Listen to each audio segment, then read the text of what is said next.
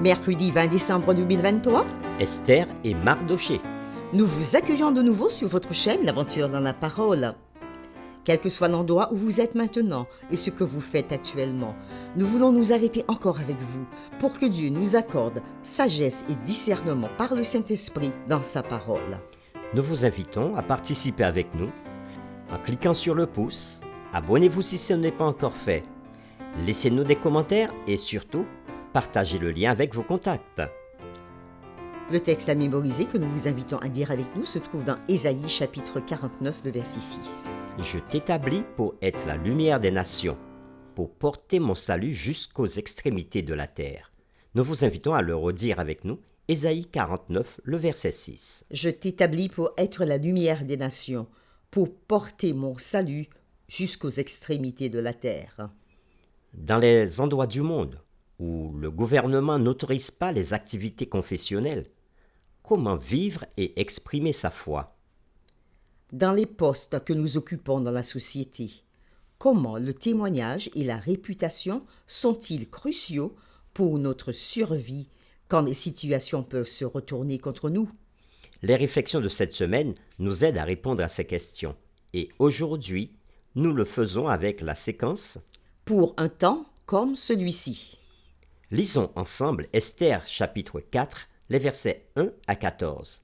Et nous répondrons à la question: pourquoi Esther avait-elle jugé approprié de s'identifier comme juive à ce moment précis? Mardoché, ayant appris tout ce qui se passait, déchira ses vêtements, s'enveloppa d'un sac et se couvrit de cendres. Puis il alla au milieu de la ville en poussant avec force des cris amers, et se rendit jusqu'à la porte du roi, dont l'entrée était interdite à toute personne revêtue d'un sac. Dans chaque province, partout où arrivait l'ordre du roi et son édit, il y eut une grande désolation parmi les Juifs.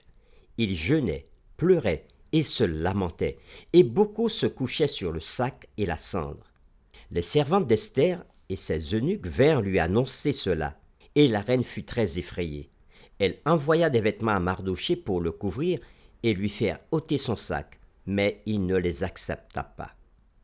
Alors, Esther appela Hathach, l'un des eunuques que le roi avait placé auprès d'elle, et elle le chargea d'aller demander à Mardoché ce que c'était et d'où cela venait.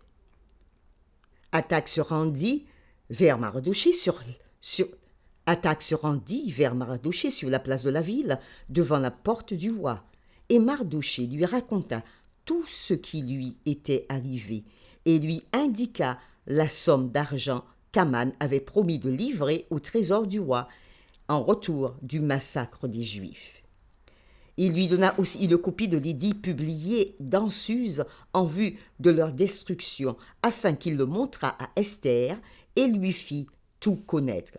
Et il ordonna qu'Esther se rendît chez le roi pour lui demander grâce et l'implorer en faveur de son peuple. Hathach vint rapporter à Esther les paroles de Mardoché. Esther chargea Hathach d'aller dire à Mardoché: Tous les serviteurs du roi et le peuple des provinces du roi savent qu'il existe une loi portant peine de mort contre quiconque, homme ou femme, entre chez le roi, dans la cour intérieure, sans avoir été appelé. Celui-là, seul a la vie sauve, à qui le roi tend le sceptre d'or. Et moi, je n'ai point été appelé auprès du roi depuis 30 jours. Lorsque ces paroles d'Esther eurent été rapportées à Mardoché, Mardoché fit répondre à Esther: Ne t'imagine pas que tu échapperas seul d'entre tous les Juifs, parce que tu es dans la maison du roi. Car si tu te tais maintenant, le secours et la délivrance surgiront d'autre part pour les Juifs, et toi et la maison de ton père, vous périrez. Et qui sait, si ce n'est pas pour un temps comme celui-ci que tu es parvenu à la royauté. Après lecture de ce texte de Esther chapitre 4, les versets 1 à 14, nous répondrons à la question: pourquoi Esther avait-elle jugé approprié de s'identifier comme juive à ce moment précis? Lorsque Mardoché avait contacté Esther pour obtenir son aide, Elle était mariée à Assuérus depuis plusieurs années. Mais il y avait une loi en Perse selon laquelle personne ne pouvait aller devant le trône du roi sans invitation expresse du roi. Quiconque ne respecterait pas cette loi risquait la mort. Esther connaissait le risque, se rendit quand même dans la salle du trône sans y être invitée. La foi de Mardochée avait cherché à éveiller la foi d'Esther. Le cœur du livre d'Esther se trouve dans ces paroles de Mardochée à Esther. Ne t'imagine pas que tu échapperas seul d'entre tous les Juifs parce que tu es dans la maison du roi.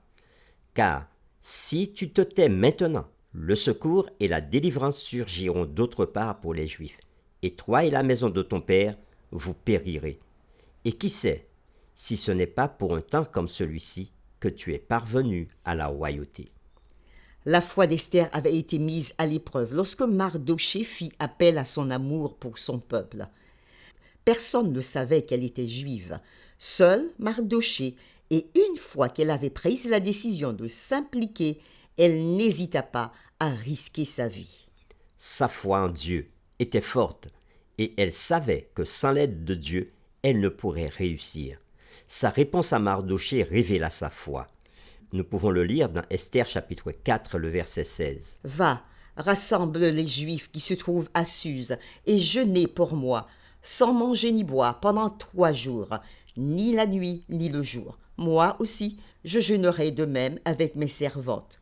Puis j'entrerai chez le roi, malgré la loi. Et si je dois périr, je périrai. » Mardochée envoya cette information à toute la communauté juive résidant à Suse. Et pendant qu'il jeûnait et priait, Esther se prépara pour ce moment dangereux. Nous pouvons lire Esther chapitre 5, les versets 1 à 2. Le 3e jour, Esther mit ses vêtements royaux et se présenta dans la cour intérieure devant la maison du roi. Le roi était assis sur son trône royal dans la maison royale, en face de l'entrée de sa maison. Lorsque le roi vit la reine Esther debout dans la cour, elle trouva grâce à ses yeux, et le roi tendit à Esther le sceptre d'or qu'il tenait à la main. Esther s'approcha et toucha le bout du sceptre. Pour terminer, réfléchissons à cette question.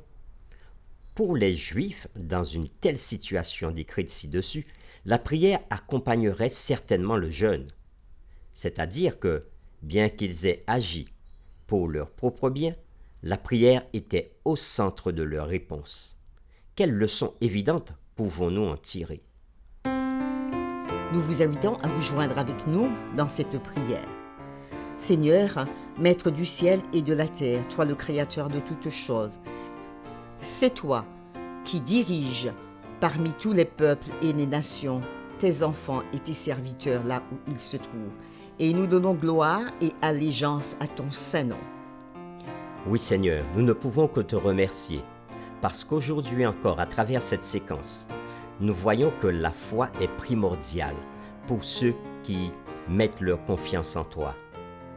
Alors qu'un décret avait été émis pour que tous les Juifs soient tués, Mardochée va inviter Esther à faire preuve de foi pour se rendre devant le roi. Esther va risquer sa vie, mais elle ne va pas le faire sans te faire confiance, sans te rechercher dans la prière et le jeûne. Et bien sûr, tout le peuple aussi qui était dans la ville de Suse va s'associer à elle dans ce temps de prière et de jeûne pour pouvoir témoigner publiquement qui elle était et pour sauver son peuple. Aide-nous Seigneur, nous aussi, quand le danger est là, à nous unir dans la prière et à rechercher la force qui vient de toi pour pouvoir faire face au danger. Conduis-nous dans ta volonté et aide-nous à te faire confiance tout au long de notre vie. Nous t'avons prié au nom de Jésus. Amen.